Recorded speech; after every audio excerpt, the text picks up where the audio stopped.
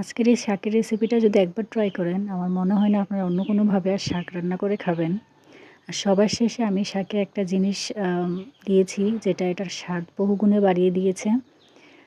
তো ভিডিওটা অবশ্যই শেষ পর্যন্ত দেখবেন।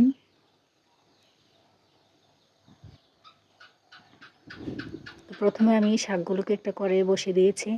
পানিও দেইনি, তেলও দেইনি। তেল ছাড়া একদম শাকটা রান্না হবে। এখানে কোনো তেল ইউজ করা হবে না। তো আমি এখানে দিয়ে দিয়েছি লবণ, আর দিচ্ছি রসুন আর মরিচ একসাথে আমি বেটে নিয়েছি। আপনারা চাইলে ব্লেন্ডারও করে নিতে পারেন। আমি মশলাটা এখন দিয়ে দিয়েছি, দিয়ে ভালো করে নাড়াচাড়া করে এটাকে ঢাকনা দিয়ে ঢেকে দিব যাতে সিদ্ধ হয়। এই যে দেখুন, আমার এটা কিন্তু সিদ্ধ হয়ে গেছে। তো এখন আমি এর মধ্যে দিয়ে দিয়েছি কাঁচা আম। এই কাঁচা আমটাই কিন্তু এটার স্বাদ বহুগুণে বাড়িয়ে দিবে। আমি জানি না আপনারা কখনো এইভাবে খেয়েছেন কি না। আমার কাছে কিন্তু এই শাকের রেসিপিটা অনেক ভালোই লাগে।